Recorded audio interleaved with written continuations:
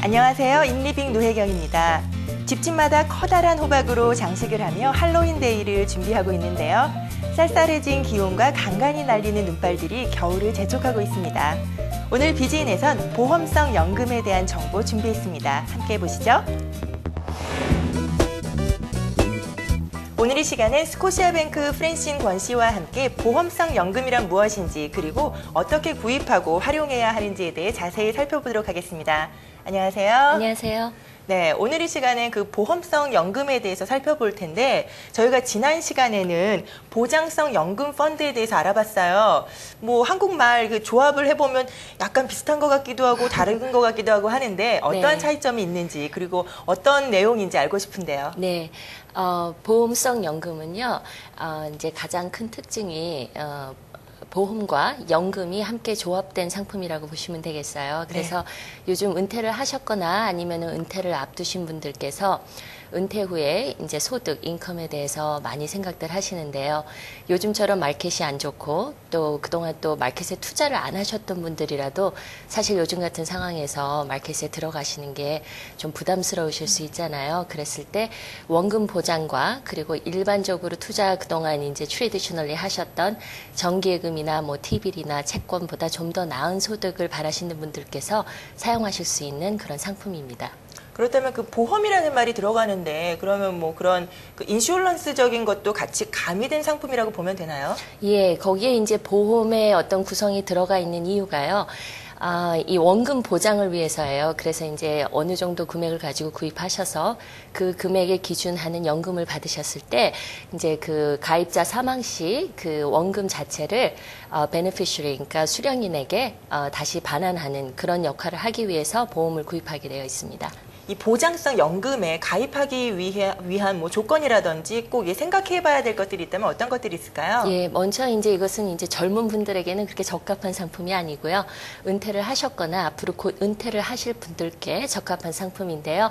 기본적으로 이제 연령은 한 60세에서 80세 정도 예, 이렇게 분들께 적합한 상품이고 그리고 RSP나 RIF에 들어가 계시는 그런 예, 레지스터 어카운트에 들어가 계시는 그런 금액보다는 non register 그런데 투자가 안 돼 있는 일반 투자 금액 가지고 투자하시는 게 적합한 상품입니다.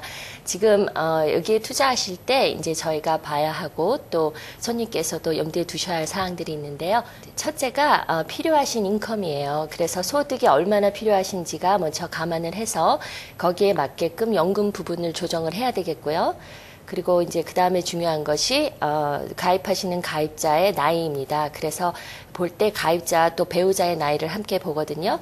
그래서 두 분께서 이제 서로 부부이실 경우에 각자 드실 수도 있고 또 함께 드셔서 먼저 돌아가신 분, 그러니까 한 분께서 먼저 돌아가셨을 때 그 원금 보장형 연금 그 부분의 보험 부분이 원금이 상환되게 할 수도 있고요. 또 마지막 부분이 돌아가셨을 때 그 원금이 자녀분들께 이제 지급되는 식으로 그렇게 구성할 수도 있습니다. 또 그 다음으로 보셔야 할 게 개인 세율이에요. 그래서 캐나다는 이제 참 세금이 중요하죠. 그래서 각자 개인 세율이 조금씩 다른데 지금 현재 처해 계시는 세율이 얼마인지도 여기서 꼭 알아야 할 점이고요. 또 그 다음으로 아셔야 할 게 인컴을 더 중요히 여기시는지 아니면은 나중에 상속 많이 남기시고 싶은 것이 더 우선이신지 그래서 어떤 일정 금액을 투자하셨을 때 그 금액으로서 소득을 최대한 많이 받게 해드릴 수도 있고 또 아니면 그 같은 금액을 투자하셨을 때도 좀 더 많은 상속을 위주로 그렇게 이 인슈어드 애뉴이티를 그렇게 구성할 수가 있습니다. 그리고 또 마지막으로 또 알아야 할 게요. 지금 현재 다른 갖고 계신 투자 상품들의 투자 소득입니다. 그래서 그 소득과 또 현재 가지고 계신 투자 상품의 구성과 비교해서 이 인슈어드 애뉴이티는 가지고 계신 전체 재산을 다 투자하실 그런 만한 상품은 아니고요.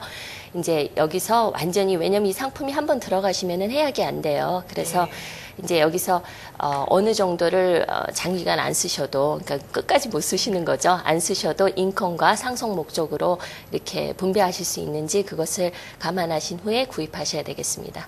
예, 그럼 이 보험성 연금 상품의 경우에는 네. 그 구성 내용이 또 어떻게 구성되어 있는지 알고 싶은데 어떻게 되어 있나요? 예, 지금 또 슬라이드를 보시면요. 먼저 이제 손님께서 어떤 그 목돈을 가지고 구입을 하시게 되는데요. 그 중에서 이제 어느 부분은 연금에 투자가 돼서 그 연금이 이제 보통 보면은 이자와 원금을 반환하는 식으로 손님의 라이프 동안, 그러니까 평생 동안 지급이 되게 되거든요. 그럼 이 매월 지급되는 금액에서 어느 부분을 보험을 사는데 사용하게 됩니다. 생명보험을. 그래서 그 보험 부분은 이제 상속에 남기시고 싶은 금액을 위주로 사게 되는데요. 그 사시고 난 후에 금액이 손님에게 지급되는 그런 구성으로 되어 있고, 이 연금 자체가 일반적으로 이제 GIC에 투자하시면은 이자 소득을 받으시잖아요. 채권에 투자하셔도 마찬가지고. 그런데 이 이자 소득은 보통 이제 일부를 소득으로 받으셨으면 일부리 다 소득에 이렇게 간주가 되는 100% 네. 텍스가 이제 부과되는 그런 소득이에요. 근데 이 연금으로 받으시게 되면은 같은 소득이라도 절반은 원금 상환으로 되어 있고 절반은 이자 소득으로 그렇게 섞여 있기 때문에 딱 반반은 아니겠지만 그 구성이 그렇게 예를 들자면 섞여 있기 때문에 이자 소득 부분에만 소득세가 적용돼서 같은 소득이라도 텍스를 제하고 난 애프터 텍스 소득이 더 높습니다. 그리고 일반적으로 소득 자체도 일반 이자 소득보다는 조금 더 높고요. 네. 예. 지금 그 구성 내용에 대해서 설명을 들었는데 네.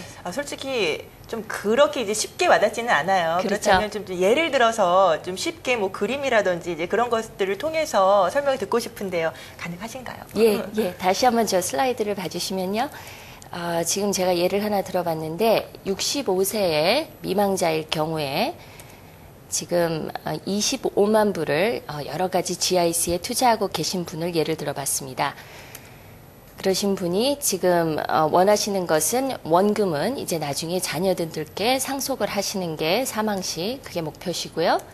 그리고 이런 경우일 경우에 정기예금과 인슈얼드 애뉴이티를 구입했을 때 그 비교를 해보면요. 정기예금의 경우에는 이제 원금은 물론 개런티된 인베스트먼트에 투자가 되었을 것이고요. 그리고 이자는 매달 소득을 받으신다고 했을 때 모든 소득이 다 이제 택서블 인컴이 되겠죠. 그랬을 때 이분의 개인 과세율이 40%라고 가정했을 때 보시면은 이자 소득이 25만 불에 대한 예를 들어서 요즘 같은 경우에는 이게 쉬운 일이 아닌데 그렇죠. 5%를 받으신다고 감안했을 때 월 한 1,042불 정도의 인컴을 받으실 수가 있어요. 그래서 이 1,042불에서요 40%가 이제 이분께 개인 과세율이 적용된다고 봤을 때 세금으로만 내셔야 할 금액이 416불이 되거든요. 네. 그래서 굉장히 이제 이거는 과세율이 높은 경우인데 그랬을 때 세금을 제하고 난 순소득은 626불입니다. 네, 지금 이 같은 것을 여기 도표를 보시면 좀 더 실감이 나실 거예요. 네. 그래서 25불에 대한 매달 넷 인컴이 1,042불, 이제 첫 번째 보이는 그 그래프가 보이시죠? 두 번째 거기서 이제 제해야 할 텍스 416불을 제하면 넷 인컴이 이제 626불이라는 도표고요. 요것을 애뉴이티, 연금으로 봤을 때는 네. 똑같이 25만 불을 prescribed annuity에 가입하셨을 경우에 이건 이제 평생 동안 지급되는 것이죠. 월 받으시는 금액이 좀 더 높아요. 1,727불이에요. 그래서 여기서 그러니까 세금이 과세가 적용되는 소득은 전체 다가 아니고 그 중에 이자 부분인 687불입니다. 그래서 687불에 아까 GIC 소득과 정기예금 소득과 같이 이분 세율을 똑같이 40%를 적용했을 때 내셔야 할 세금은 275불이에요. 그래서 결과적으로 275불 세율을 제하고 난 순소득이 매월 1,452불을 받게 되십니다. 네.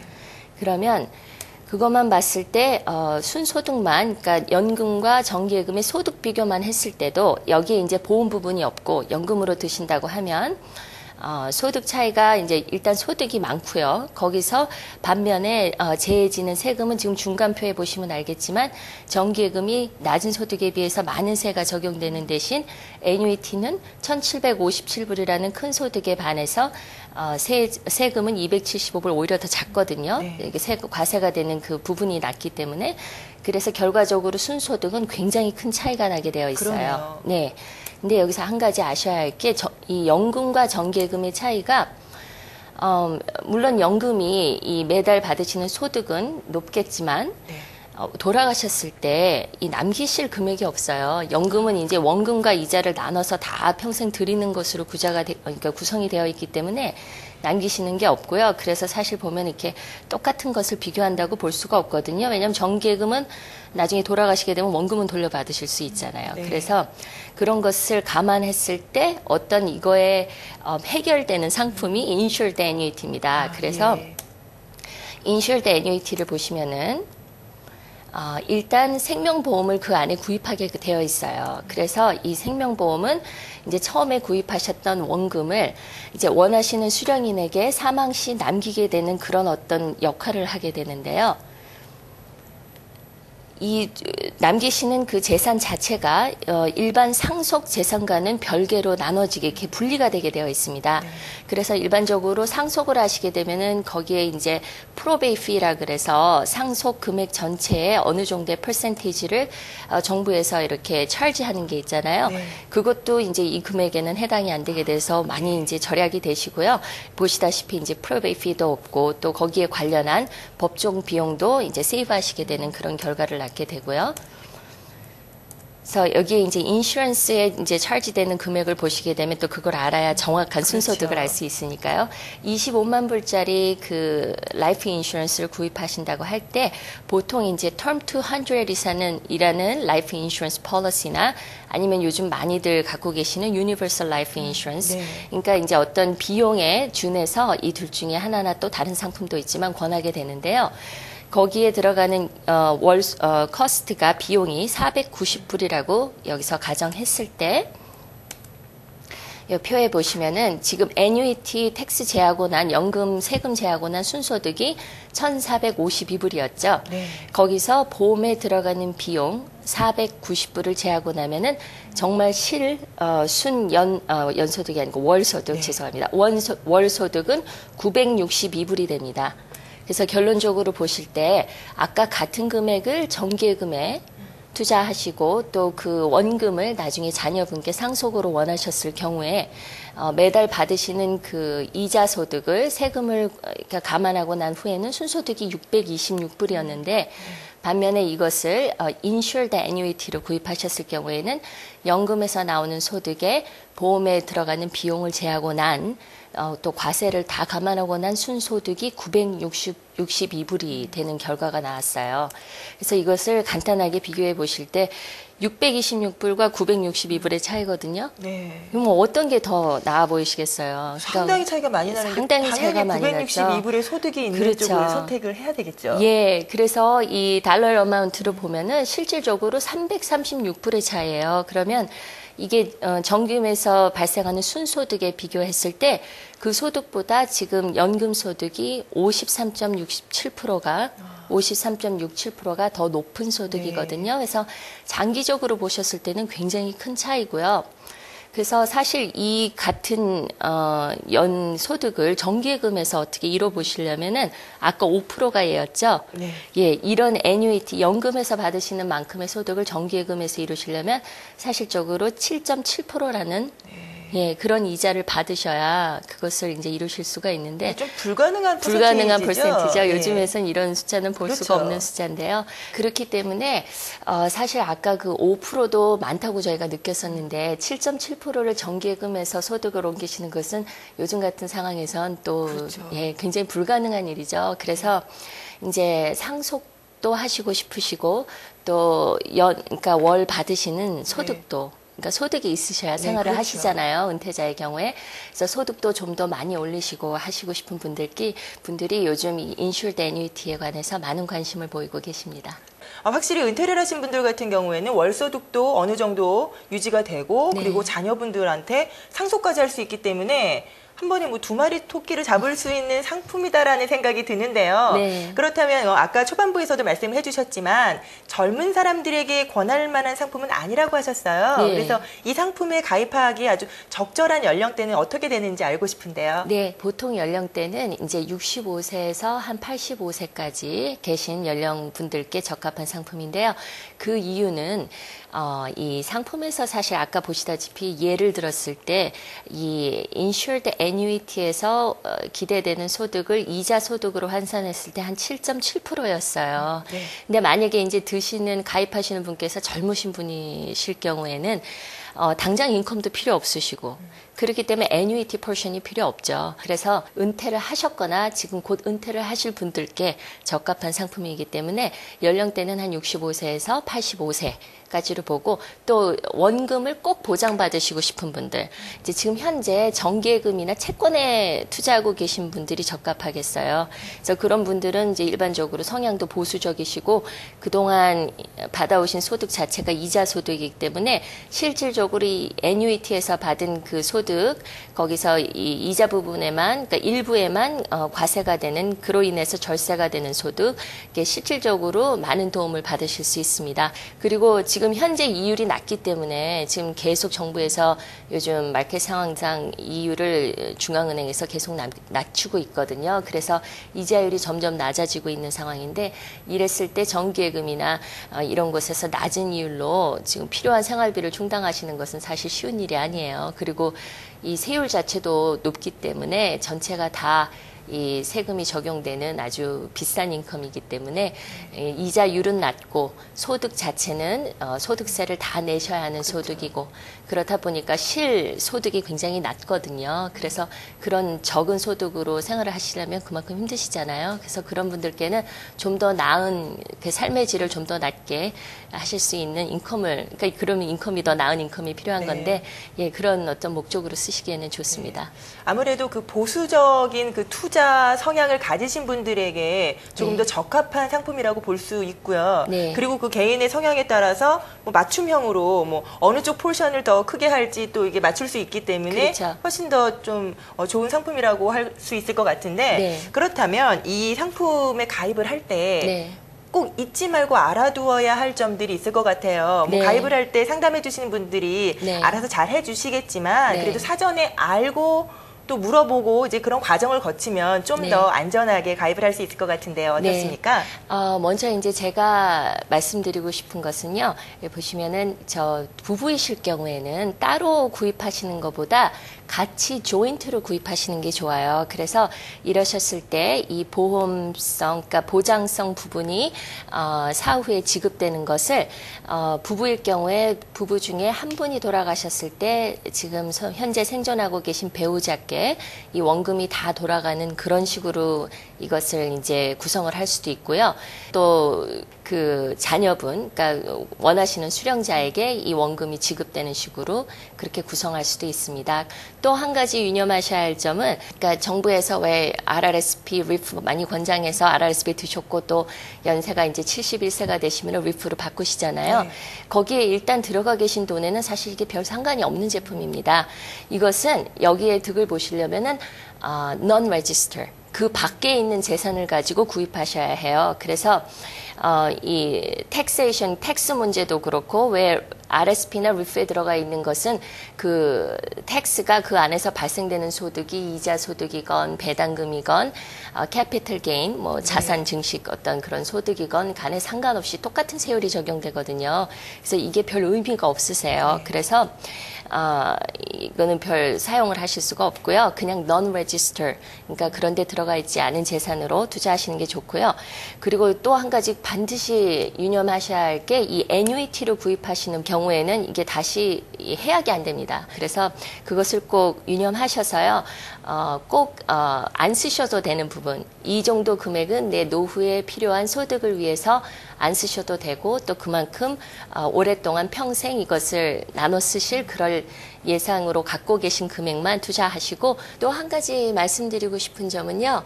이제 사후에 수령자에게 지급되는 그 금액이 보장성 금액이 보험으로 지급이 되기 때문에 또 보험 그 사망 혜택 금액의 좋은 점은 과세가 되질 않아요. 그래서 과세 대상이 아닌 소득입니다. 그래서 아까 같은 경우에 25만 불을 드셨을 때 사후에 수령자께서 25만 불을 받으셨을 때는 그 25만 불 전체가 텍스 프리 소득으로 그냥 수령자에게 지급되기 때문에 절차도 굉장히 간단하고 또 과세도 되지 않는 소득이고 하기 때문에 상속을 위해서는 참 좋은 상품이라고 볼 수 있습니다. 예, 오늘 이 시간에 프랜싱권 씨와 함께 보험성 연금에 대해 자세히 살펴봤습니다. 오늘 여러 가지 도움 말씀 감사드립니다. 감사합니다. 여름철 낮 시간을 절약하기 위해 실시했던 썸머타임제가 이번 주 일요일인 11월 2일 새벽부터 해제됩니다. 잠자리에 들기 전 미리 시간을 바꾸고 주무시는 것 잊지 마시고요. 1시간의 여유를 알차게 즐겨보시기 바랍니다. 저는 다음 주 더욱 새로운 소식으로 찾아뵙겠습니다. 함께해 주신 여러분 고맙습니다.